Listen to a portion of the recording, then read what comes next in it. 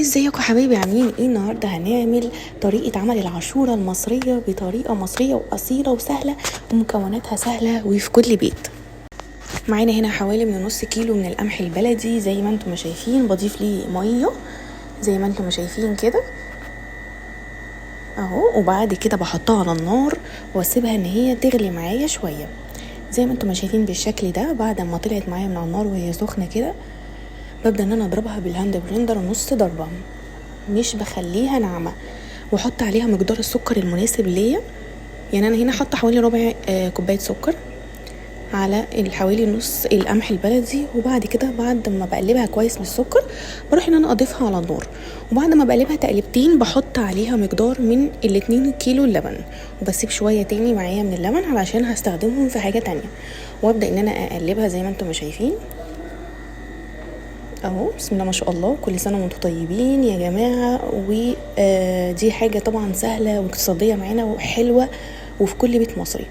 معانا بقى هنا حوالي من 4 معالق النشا زي ما انتم شايفين كده. بضيف ليهم حوالي نص كوبايه من اللبن واقلبهم مع بعض. دي هنمسك بيها يا جماعه العاشوره بتاعتنا زي ما انتم شايفين. اقلبها كويس زي ما انتم شايفين. اجي بيها بقى لما اللبن بتاعي ياخد غلوه اصفيها زي ما انتم شايفين عشان لو فيها اي رواسب من عند العطار. وابدا ان انا اقلبها كويس جدا جدا جدا زي ما انتم شايفين كده.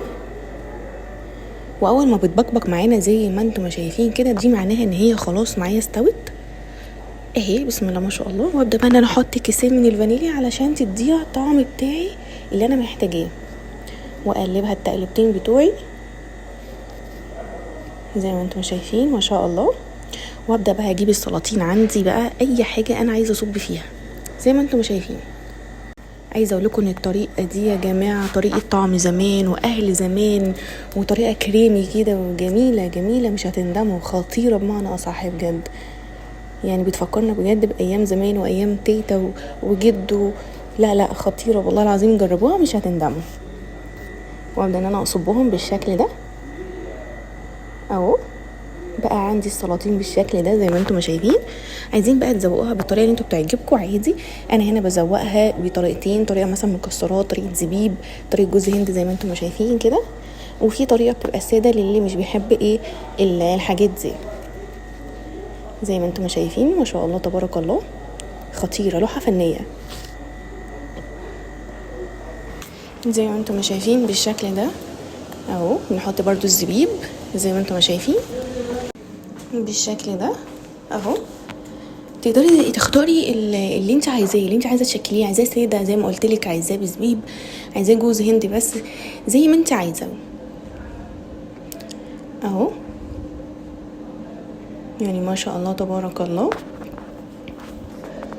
يعني بجد موسم جميل وتحفه وبيفكرنا زي ما قلت لكم بايام زمان. هنا بقى ببدا احط مكسرات عليه.